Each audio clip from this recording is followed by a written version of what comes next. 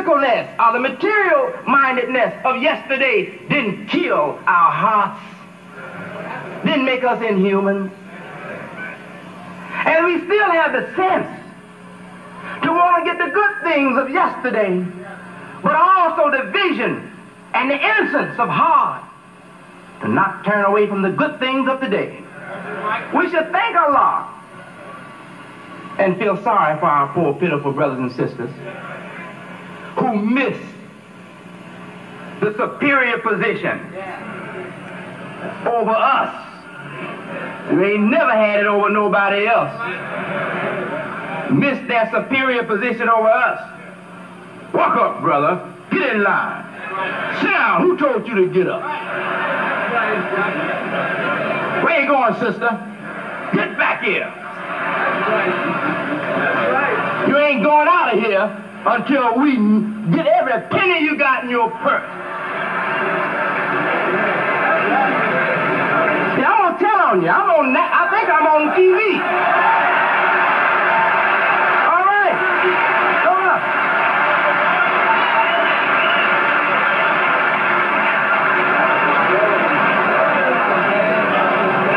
If these people don't know what justified this position I took, they can't respect and do justice to the position I've taken. Lock the door, brother. Ain't nobody going out here until we get $5,000. Now, I know a lot of those brothers that did that, they had good hearts. They were trying to build a nation. But thank Allah that He guided me, that He blessed you, that He blessed the Honorable Elijah Muhammad and Sister Claire Muhammad, that He blessed the Muhammad family, and He blessed all of us, Muhammad. He blessed you with me.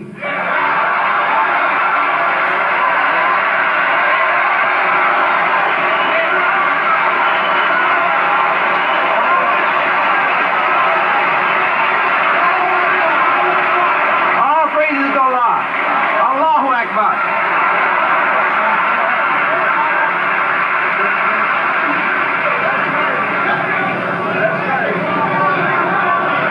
About 2.5 years now more that I've been your representative, for Al-Islam, for truth, for the world community of Islam, for about 2.5 years now more. And you've heard enough of me to not to listen to negative,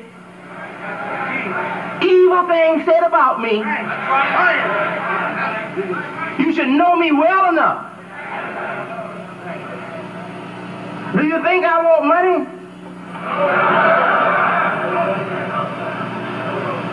The Honorable Elijah Muhammad and you had plenty money,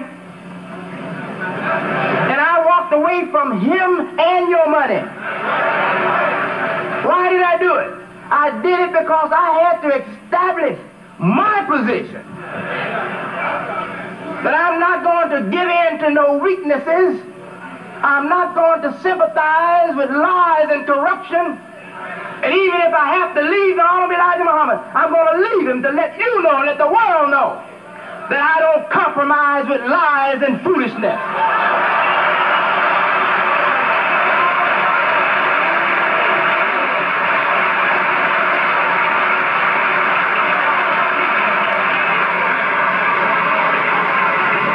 And let me tell you something. When I left, my father told me, he said, son, you're going to have it hard. So you know, we can't give you anything. You can't associate with us. You knew the law. I hated that, but I had to accept it. And sure enough, he sure predicted that.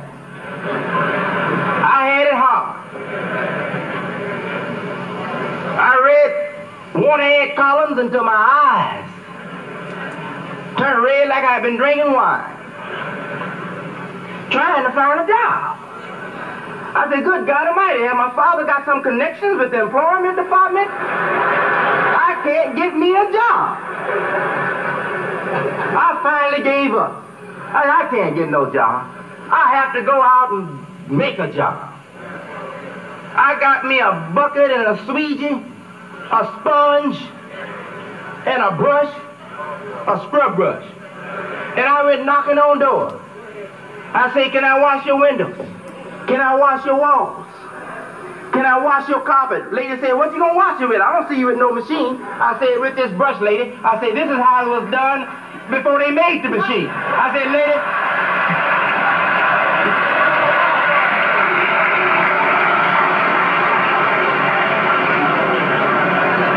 I said, lady, if you know how to use this brush, you get the best job. I said, it's scientific.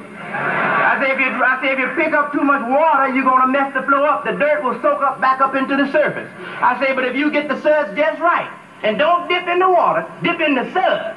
I say, well, lady, you can get the finest job you ever. I say, it'll be done by hand. This is personalized, sir.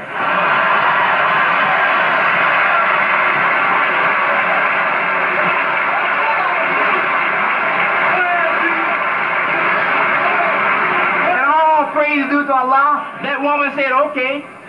And look here, it took me so long to clean that woman's carpet. But I finally got them done. And that woman said, can you clean my furniture? I said, yes. I ended up making $70 on that woman. It took me 1 day and a half. I said, all praise is due to Allah. I ended up getting a job at a hotel, washing all their windows. I wasn't experienced. The man said, look here, you taking chances. Do you have insurance? I said, no, sir. I said, but I'm all right. I'm out there sitting on the outside, standing outside on the outside of a window ledge, 12 stories above the ground. But all praise due to Allah, I made $45 from that job. Just $45. Small hotel, didn't make that much. And me with no equipment, you know the man wasn't going to pay me much. He asked me to do those windows 10 cents a window. I argued with him until I got 25 cents a window.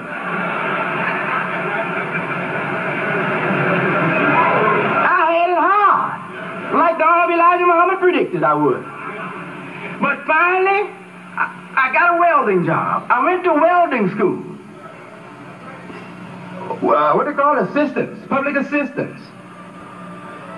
I went down to see them about a job. They say no job. I told them what my qualifications. They say, well, all your background is in religion and in this.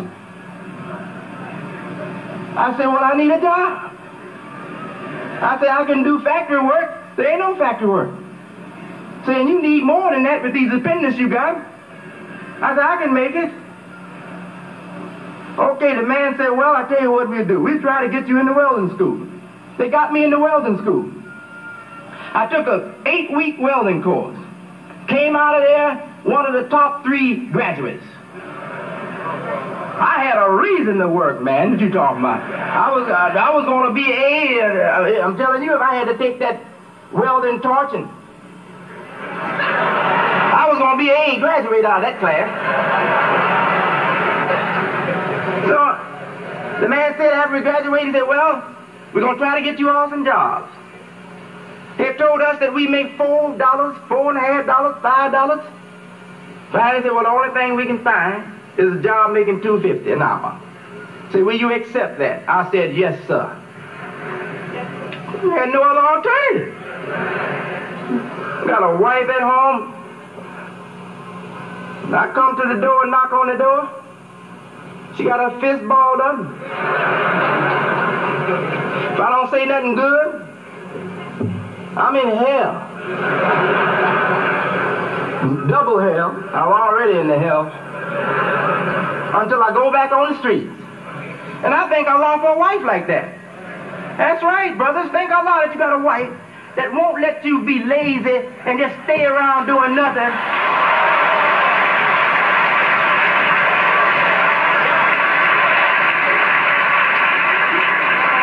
A wife like that helps save your life, man.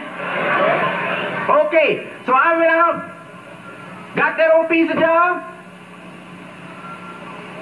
Luckily, there was a German instructor, foreman, pardon me, who instructed me in the principles of welding and metals, etc. And that man was really sharp. He made me a good welder. I stayed on that job about 3 years, got all the experience, left that job and got a job at Bethlehem Steel with insurance, paid vacation, all kind of employee benefits. Worked on that job, and it was way out. Sometimes it took me almost 4 hours in the bad weather to get there and back. It was cutting my salary because it took me too long to drive there and back. But all praise to Allah, I got a job at International Harvester, just 20 minutes drive away. Started making that big money to me, especially then. Paying my rent, man, and they don't know how proud I felt. Walk up there and cash my check. One check, take care of the rent and the utilities. Get the next one, baby, we're gonna live on this one.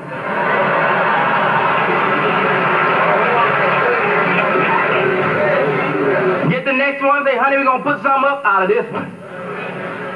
Say, baby, we got a week coming in about 8 months. We're gonna take a little vacation. Oh, I start feeling like a big Belalian. You know what I mean.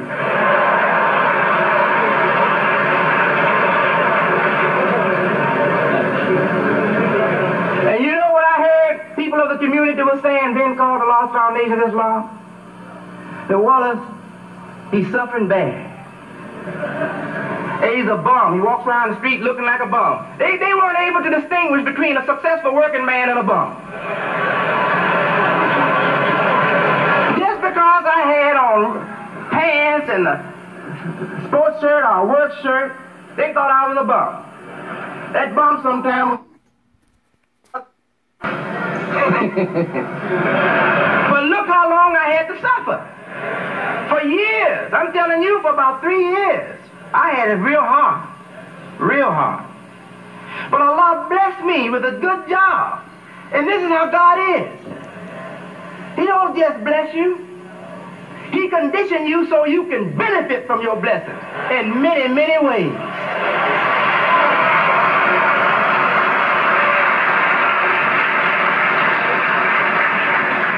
Now I'm telling you, if I was in your place, I would be happy to get a leader like Wallace D. Mohammed.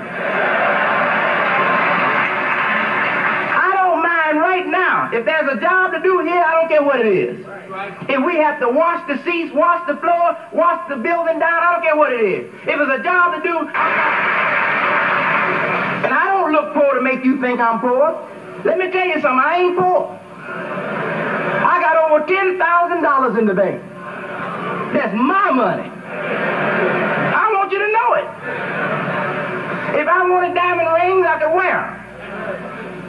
I got wealthy people in America and outside of America who told me, look, a man like you, don't you want for anything. If you want something, come and ask for it. Just let us know, and we'll see that you don't have to worry about a thing. If I wanted a Rolls Royce, at every stop I make in the week, a Rolls Royce could be sitting at every stop I make in the week.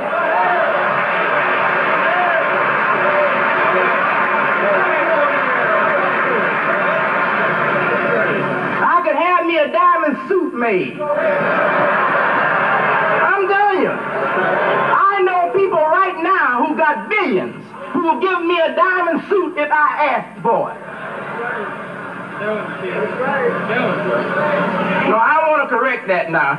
These people ain't that big a fool. But if I made them think that I was going to get this money and use it wisely, and as Wallace D. Muhammad would use it, I could get enough to get myself a diamond suit. Yes. But I don't want no diamonds. You don't see any ring on my finger. I got a watch now, but it's not on my hand. I got some kind of strange remembrance, I guess, of wearing a shackle once upon a time, maybe 200 or 300 years ago. Every time I put a watch or something on, it just irritates my wrist. And I don't know, my ancestor must have spooked me up or something.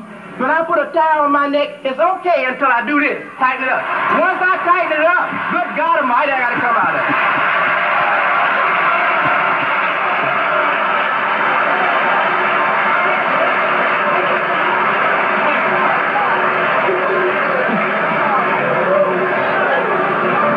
I don't know. Something happened to me. I just can't forget what happened a long time ago. I don't want all these fancy things that make me look like I'm a prince and I ain't nothing but a corrupt bum.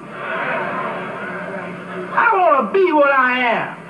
I want to be what I look like I am. You see, got on a clean shirt. I put it on fresh today. I got on clean underwear. I put on clean underwear fresh every day. Clean socks every day. You know how many pair of socks I got at home to wear? I don't have 7 pair of socks.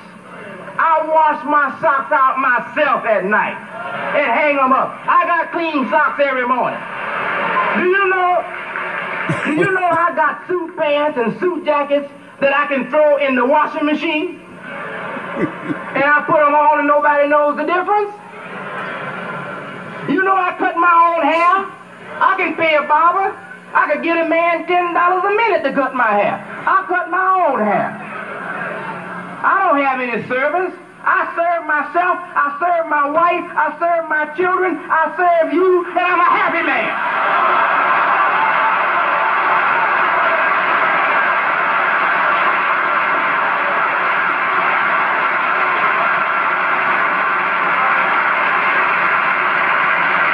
All praises due to Allah. I am a happy man. My wife looked at me, she said, how can you be so peaceful? Hearing the things that you hear, knowing the things that you know. I tell her, girl, I said, look here. I can be sitting on Satan's knees in the depths of hell. But as long as I have this submissive spirit to my God, I'm going to be in heaven.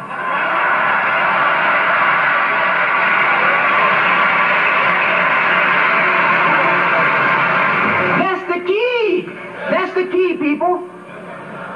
Submit yourself totally, completely to the will of Almighty God. He's not going to leave you suffering. You might have to sweat sometime. You might have to wonder how you're going to get this. Your friends might turn their backs on you. Your husband might leave you. But let me tell you something. If you just hold on, God is the compensator. He's going to compensate you so much that you won't even have one sad thought about what happened behind you in the road.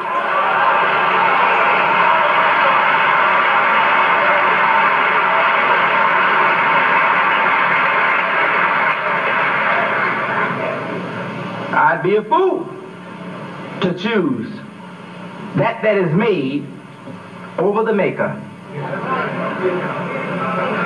There's only 2 real things to choose from in this world: the maker and the made, the creator and the created. I choose the creator. And I found that it's a wise choice. It pays off in unimaginable dividends. I remember when people used to laugh at me. You're too spiritual. You take your religion too serious. But look at Wallace D. Mohammed now. Oh, my God. I can ride on 747 until their gas run out. My money ain't gonna run out. Because God has given me a fountain that keeps pouring. Well, Chief, what do you need us for? Because Allah loves you and I have to serve my God. That's why I need you. I don't need you for myself personally. I can go to South Africa tonight, and believe me, in a few months, I'll be comfortable in South Africa. That's right. That's right. Allah will bless me with people who love the truth and give me friends, and all I need for my happiness in South Africa, in that old terrible part of the world. I could go to Asia. I could even go to communist China. Why? Because I have stood up for something that touches the human heart. What nationality you are, what I say, everybody recognizes who have an ear to hear. I speak one language, the language of humanity. And God has given me a friend everywhere on this earth. But I choose to stay among you. Why? Because I know, though you are deepest in the grave of worldly confusion, of selfish ideas, I know your capacity for healthy, strong development is larger than that of any people on this earth. I'm investing in a field that's richer than any field on earth. Not in material things, but in human sense, in spiritual sense, in a moral sense, in a human sense. This field in America among my Belialian people is the richest on the face of the earth. I couldn't go to Mecca and find as much of a future for the building of God's kingdom that I find here among you. Nowhere on this earth is there grander opportunities for the cultivation of the society that Allah wants on this earth than it is right here with you. You accuse me of taking your bean soup away. You accuse me of taking your brown rice away. Accuse me of taking your FOI suit off of you.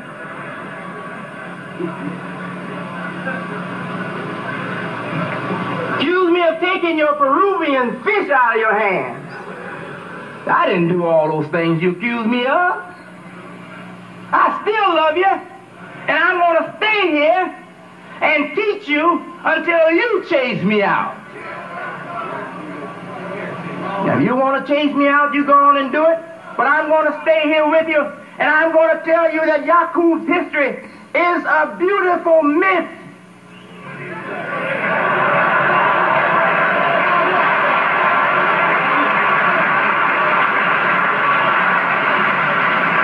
I'm going to tell you that you can read out of that myth a lot of significant things.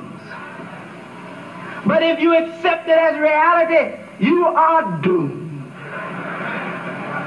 Your brains will never come to full blossom. You will never be completely free. And if you remember back, you will recall that with all of your dignity, with all of your blackness, with all of your science of Yaqub's history, etc., deportation of the moon, the cracking of the atoms, and all of those powerful psychological elements that were in the first resurrection, you were still inferior-minded. If we had taken Master Farad's picture and put some black paint on it, and a big fat nose on it, some nappy hair on it, you would have left the temple.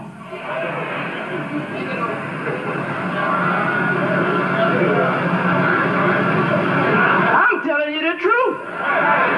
Maybe you were different, but you were one among a few that were different. Most of us were trying to look Caucasian while we were preaching that black was God. Brother shave his head clean because he don't want no naps showing.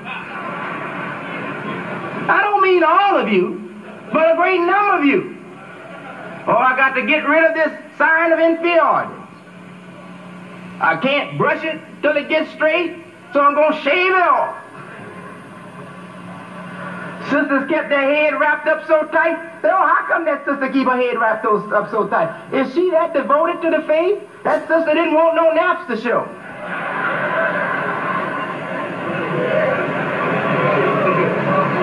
Those that went to the hairdresser and got that hair pulled straight, had those long pretty curls, oh, the officer had to always, sister, cover up that hair. Sister, cover up that hair.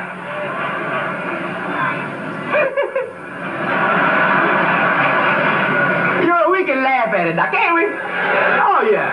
Yes, sir. That's right. We are mighty people. That's right. We are great people. We can laugh at things that would kill, cause other people to have a heart attack.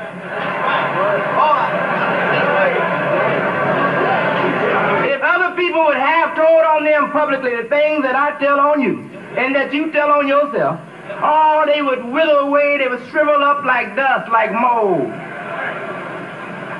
disappear somewhere. But we are great people. We are happy to be relieved. We are happy to get the artificial burden off our minds and our hearts, so we can laugh at it. And that's healthy. That's beautiful. That's right, sir. That shows that we don't need those artificial things. That's right. But if we can't laugh, if we can't relax, if we can't face the facts of what our life was, and maybe some of your life still is, that means that we are yet a slave of these artificial things. Dear beloved people, I want to tell you that Almighty God, the God who made the skies and the earth and all between, as the Quran teaches us,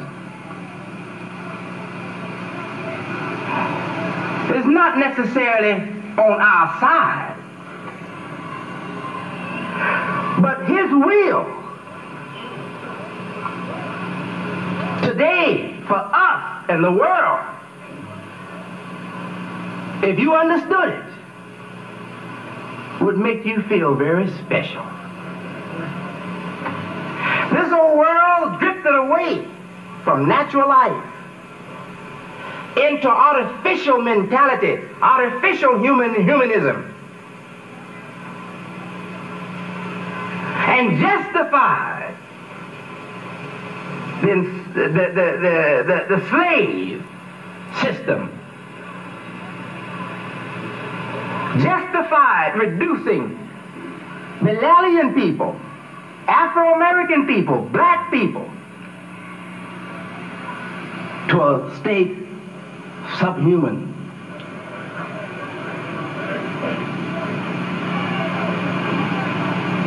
This wrote us off as people not entitled to be treated as human beings on a plane, on a level of equality with other people. Now, we, the descendants of those people who were treated like that, lynched, sometimes for just speaking up as a human being, lynched for just questioning the inhuman treatment that they received. Now here we, the descendants of those poor, mistreated slaves, are standing up in America, teaching the Caucasian, teaching America, teaching the world how to be real human beings. That's the beauty of it.